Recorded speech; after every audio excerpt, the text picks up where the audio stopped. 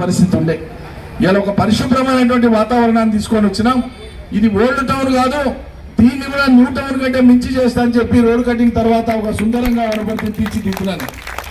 ప్రజల యొక్క అసౌకర్యాలు లేకుండా, వాళ్లకు టక్కర్లు కాకుండా, యాక్సిడెంట్లు కాకుండా, రోడ్ వైడనింగ్ లో పోయినటువంటి వాళ్ళకు డబుల్ బెడ్రూమ్ ప్లాటో ఏదో రకంగా వాళ్ళకు అడ్జస్ట్ చేసి వాళ్ళకి ఇబ్బంది కలగకుండా న్యాయం చేసేటువంటి విధంగా తపన పడి పనిచేసి ప్రజల జీవన ప్రమాణాలు పెంచాలని, అంతేకాదు డెవలప్మెంట్ అంతా ఒకటే ప్రాంతానికి పోతే అది కావాలి, అట్లే జీవన ప్రమాణాలు పెరగాలని ముందు చూపుతో నేను ఇవన్నీ చేసుకొని వచ్చిన.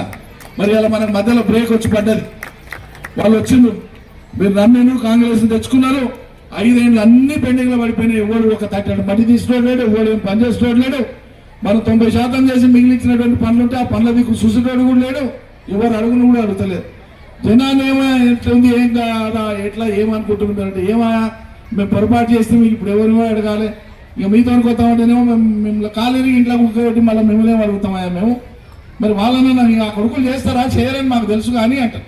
అరే మరి చేయరని తెలిసి ఎట్లా వేస్తారా అంటే, ఏమయ్యా మోసపోతే పోవటం. ఇగో మళ్ళీ మీరు ఈ మున్సిపల్ ఎన్నికల తర్వాత మళ్ళా మోసపోయినాం అనే మాట మీ నోటికి రావద్దంటే నా మాట వినండి. దయచేసి కాంగ్రెస్ కు ఓటు వేయకండి, కాంగ్రెస్ ను శిక్షించండి, మోసం చేసినందుకు శిక్షించండి, ప్రజలను వంచినందుకు శిక్షించండి.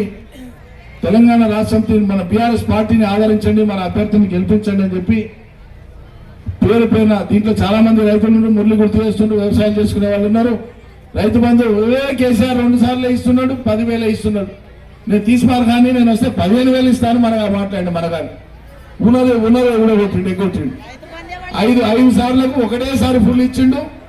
ఇక ఆ తర్వాత లేదు రైతు బంధు లేదు, అన్ని లేదు. కేసీఆర్ కిట్టు లేదు, న్యూట్రిషన్ కిట్టు లేదు, గర్భిణీలకు ఇచ్చేది ఏమీ లేదు. ఉన్నాయన్నీ కూడా కొట్టుకపోతున్నారు. ఉన్నాయ స్కీములన్నీ ఊడగొట్టకపోవడం ఒక ఎత్తు అయితే, అంతిమంగా జిల్లాను ఊడగొట్టేటువంటి కక్షతో ఉంది కాంగ్రెస్ ప్రభుత్వం. రేవంత్ రెడ్డి, మనం వేసేటువంటి ఓటు జాగ్రత్తగా వేయాలి. ఖచ్చితంగా మీరు మున్సిపాలిటీలో గులాబీ జెండా ఎగరడానికి మీరందరూ కూడా ఆశీర్వాదాలు ఇవ్వాలి, సహకరించాలని చెప్పి పేరున మీరు సుత్తిగోడల మీద ఓటేసి గంధం మదను గెలిపించవలసిందిగా కోరుతున్నా. అదేవిధంగా 19వ వార్డు నుంచి పోయినసారి కూడా నేను అవకాశం ఇచ్చింది, పార్టీ అవకాశం ఇచ్చింది మురళికి.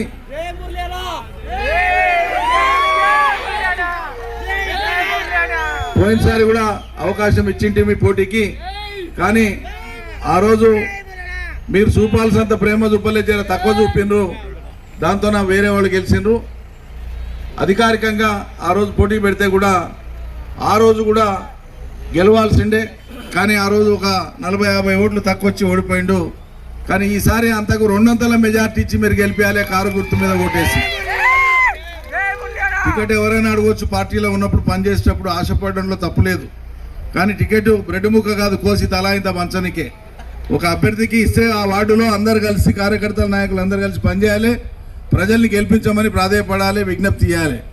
మరి ఈయన ఎంబడి పనిచేసినటువంటి ఇంకొక ఆయన తిరుపతి ఆయన పెద్ద పొడిచిందేం లేదు, కానీ ఆయన కూడా అడిగితే కాదయ్యా పోయినసారి నష్టపోయింది మురళి, ఈసారి కూడా మురళికే చేయాలని పార్టీ నిర్ణయించింది, నువ్వు కూడా పనిచేయి, నీకు ఇంకేదైనా అవకాశం కల్పిస్తామంటే ఇంటికాడ సరే అని ఒప్పుకొని వచ్చిండు. బయటకు వచ్చి ఇండిపెండెంట్గా నిలబడి నన్ను కూడా సార్ చెప్పిండి నేను నిలబడతానని పచ్చి అబద్ధం. ఆయనను ఈ క్షణం నుంచే మన పార్టీకి వెళ్ళి తీసేస్తున్నాం, సస్పెండ్ చేసేస్తున్నాం. అది గుర్తుపెట్టుకోవాల్సింది కోరుతున్నా. మన ఎవరినైనా కదిలి మళ్ళీ కేసీఆర్ వస్తాడు, మరి మళ్ళీ కేసీఆర్ వచ్చినాక మీరు పొరపాటుగా ఇప్పుడు వేరే కౌన్సిలర్లను గెలిపిస్తే మరి కేసీఆర్ కానీ మేము కానీ మళ్ళీ ఎట్లా పనిచేయాలి పరిస్థితి ఉండే. ఇలా ఒక పరిశుభ్రమైనటువంటి వాతావరణాన్ని తీసుకొని వచ్చినాం. ఇది ఓల్డ్ టౌన్ కాదు, దీన్ని కూడా న్యూ టౌన్ కంటే మించి చేస్తా అని చెప్పి రోడ్ కటింగ్ తర్వాత ఒక సుందరంగా వనపర్తిని తీర్చిదిద్దుతున్నాను. ప్రజల యొక్క అసౌకర్యాలు లేకుండా, వాళ్లకు టక్కర్లు కాకుండా, యాక్సిడెంట్లు కాకుండా, రోడ్ వైడనింగ్ లో పోయినటువంటి వాళ్ళకు డబుల్ బెడ్రూమ్ ప్లాటో ఏదో రకంగా వాళ్ళకు అడ్జస్ట్ చేసి వాళ్ళకి ఇబ్బంది కలగకుండా న్యాయం చేసేటువంటి విధంగా తపన పడి పనిచేసి ప్రజల జీవన ప్రమాణాలు పెంచాలని, అంతేకాదు డెవలప్మెంట్ అంతా ఒకటే ప్రాంతానికి పోతే అది